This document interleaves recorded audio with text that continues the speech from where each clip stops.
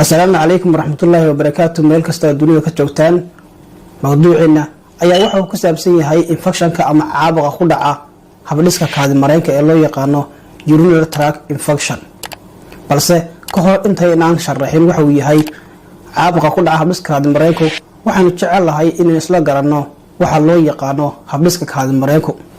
habdhiska kaadi mareenku waxa uu ka kooban yahay labada kaliyood, labada dhumada hareeraha kaga xidhan oo loo yaqaano ureterus, iyo sidoo kale bladder oo waxa loo yaqaano kaadi haysta, iyo urethra oo ah dhunta kaadidu ay dibadda uga baxday jirka. kaliyuhu waxay ku yeelaan qaybta hoose ee feedhaha iyo sidoo kale qaybta lafdhabarta labadeeda dhinac.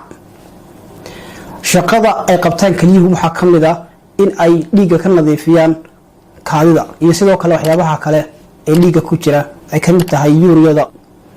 waxay sidoo kale ay kaliyuhu soo saaraan maadada loo yaqaano erythropoietin ama hormoonkaasi oo sidoo kale dardargeliya ama soo saara unugyada dhiigga cascas marka ay jirka ku yaraadaan. waxa kale ay kaliyuhu active gareeyaan ama ay firfircooni dheeriga geliyaan waxa loo yaqaano vitamin D-ga. sidoo kale kaliyuhu waxay joogteeyaan waxa loo yaqaano brasharka ama dhiigga cadaadiskiisa. intaas iyo kuwo kaloo badaniba waxay ka mid yihiin shaqooyinka ay qabtaan kaliyuhu. kaadidu markaa maxay ka samaysan tahay? kaadidu waxay ka samaysan tahay urea excess water ama biyihii dheeraadka markaa jirku iska saarayeen nawisti ama wasakdaas iyo uriyada iyo biyihii dheeraadka oo la isku daray ayaa noqonaya waxa loo yaqaano urine ama kaadida noqonaya. UTI-gu muxuu yahay? ama urinary tract infection ama caabuqa ku dhaca ama infectionka ku dhaca kaadi mareenku muxuu noqonayaa? urinary tract infectionku waxa weeyaan caabuqa ku dhaca sidaan sheegnay habdhiska kaadi mareenka guud ahaan.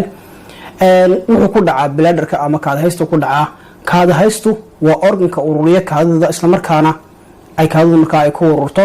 waxa kale oo ku dhacaa UTI-gu waxa loo yaqaano urethra ama dhunta markaa kaadidu ay ka baxdo. urinary tract infectionka marka laga hadlayo xageebu saameyn karaa? habdhiska kaadi mareenka ka hadalay meelaheebu saameyn karaa? meelaha markiiba uu saameyn karo waxaa ka mid ah kaliyaha, waxa kale ka mid ah bladderka ama kaadi haysti, waxa kale ka mid ah tubuliski oo noqonaya urethra oo dhunta kaadida saarisay, iyo ureteruski oo ah kuwii ka soo qaaday kalida ee keenayay bladderka kasoo shubay kaadida. marka laga hadlayo UTI-gu ama infection ku dhaca habdhiska kaadi mareenku waa ka labaad infectionada ama caabuqyada ku dhaca systemiska ama hababka jirku markaa uu ka samaysan yahay.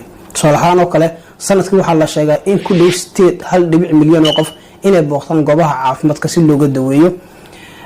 urinary tract waxaa loo qaybiyaa laba qaybood baa loo qaybiyaa, qayb hoose iyo qayb sare.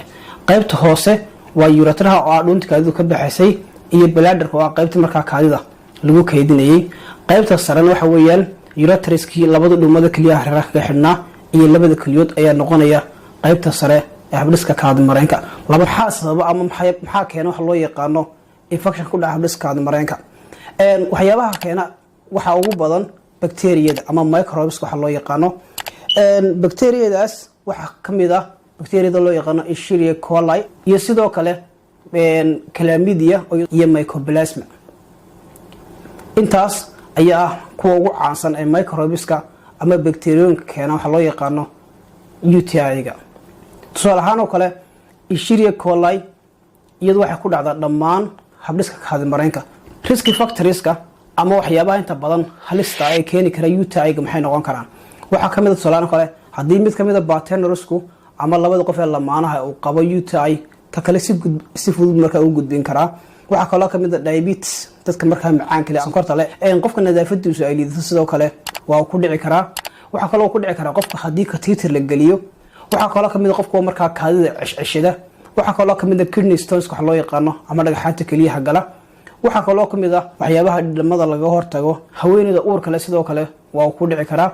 dadka immune-kooda ama habdhiska difaacoodu uu hooseeyo. qodobka muhiimka ah ee marka halkan ku jira aynu doonayna sheegno waxaa ka mid ah dadka iska caadeysta ama isticmaala waxa loo yaqaano antibioticska. calaamadaha lagu garan karo UTI-gu muxuu noqon karaa? aad bay u fara badan yihiin, balse waxaan kala qaybinaynaa inagoo eegayna regionkii ama qaybahan kala qaybinay habdhiska kaadi mareenka, lowerka iyo upperka, qaybta hoose ee habdhiska kaadi mareenka iyo qaybta sare. calaamadahooda inta badan way kala duwan yihiin, qaarna iskaga mid ayay noqon karaan. calaamadaha lagu arko waxaa ka mid ah inuu si dhaqsaa markiiba uu jecel yahay ama aan kaadida ku sameyn inuu haysto qofkaas oo markaa doonayo inuu kaadida si dhaqso dibadda ugu saaro. Waxaa kaloo kamid ah qofku inuu dareemo xanuun iyo gubasho xilligu markaa qofku ay kaadidu soo dhaafayso. waxaa kaloo kamid ah inay kaadidu yeelato ur markaa aan wanaagsaneyn oo qarmuun. mararka qaarkood waxaa lagu arkaa dhiig inuu soo raaco kaadida, waxaa lagu arki karaa dheecaan. waxaa kaloo kamid ah inuu qofka uu xanuun ka dareemo qaybta hoose ee caloosha, iyo sidoo kale inuu xanuun ka dareemo dhinaca dambe, gaar ahaana laf dhabarta labadeeda dhinac. calaamadahan soo socda iyaga waxaa lagu gartaa qaybta sare marka qofku gaar ahaana ureteriska iyo kidniga markuu infectionka uu saameeyo. waxaa kamid ah inuu qofku xanuun ka dareemo dhinacyada. waxaa kaloo kamid ah qofku inuu dareemo xumad inuu dareemo. waxaa kaloo kamid ah in qofka lagu arko qarqaryo ama dhaxan. waxaa kaloo kamid ah in qofka lagu arko yelaalugo ama lalabo iyo sidoo kale matag. mararka qaarkood qofkaas waxaa lagu arkaa maxay in uu hoos u dhaco awoodiisa hoos u dhaco, dabeetana qofkaasi mar walba yahay qof taalan. baaritaanku wuxuu noqonayaa in qofka kaadida laga qaado. markaa kaadida qofka laga qaadayo waxaa laga eegayaa bacteria inay ku jirto. waxaa kaloo laga eegaya inay ku jiraan unugyada dhiigga cadcada. haddii lagu arko unugyada dhiigga cadcada sidoo kale waa la hubinayaa. haddii markaa uu ku qanci waayo qofka markaa baaraya ama dhakhtarka baaraya kaadida qofka laga qaaday, waxaa la mariya baaritaano kale sida in laga qaado sawir ultrasound, CT scan, MRI. waxaa kaloo la sameeyaa in la eego waxa loo yaqaano urodynamics. urodynamics wuxuu noqonayaa in la eego in kaada haysta qofku waxa loo yaqaano sphincter muscle-ku oo masalka haya u dhaxeeya kaada haysta iyo urethra inaanu markaa aanu wax dhibaatooyin ka jirin. masalkaasi waxa uu xakameeyaa kaadidu inaanay ku dhicin waxa loo yaqaano leakage ama aanay markaa kaadidu ka bixin. baaritaanka kale la maranayo waxaa kamid ah in qofka la isticmaalo waxa loo yaqaano cystoscopy. cystoscopy waa bladderka ayaa la eegaya iyadoo qofka loo isticmaalayo qalab ama image sawiraya qaabka markaa structureka kaada haysta markaa ay ku sugan tahay. su-aal baa inta badan soo noqnoqota taasoo ah sababta ay haweenku uga badan yihiin waxa loo yaqaano urinary tract infectionku maxay noqonaysaa. waxaa la yidhahdaa urethra, dhuunta kaadida dibadda uga saarta jirka, way ka gaaban tahay marka loo eego ragga.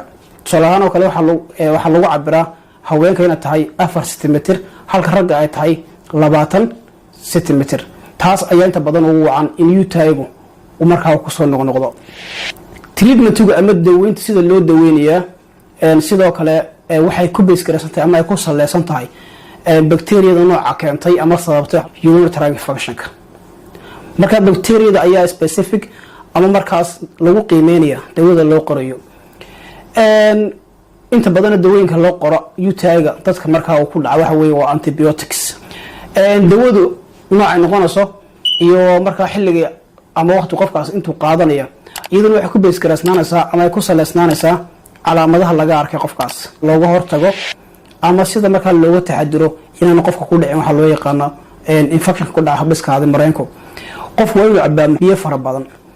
qofku inuu ka taxadiro alkoosha, kaafiinta maadada loo yaqaano. in qofku had iyo jeer ku dadaalo nadaafada ama nadiifinta xubnaha taranka. waxaa kaloo kamid ah inaan qofku aanu isticmaalin waxyaabaha cadarka oo haddii qofku uu cadar ku buufiyo xubnihii taranka oo kale waxa laga yaabaa inay nooleyaasha ku jiray ay u arkaan in waxyaaba soo weeraray. in qofku xidho qodobka ugu dambeeya khaasatan dharka xagga hoose laga xidho kuwa markaa aan qofku ahayn ama aan ku dheganayn jirkiisa oo inta badan cudbi ka samaysan. aad ay u mahadsan tihiin daawashadiina. wixii markaa fadlan aad hayso talo iyo tusaale qaybta hoose ee commentiga noogu reeb. assalaamu calaykum waraxmatullaahi wabarakaatu.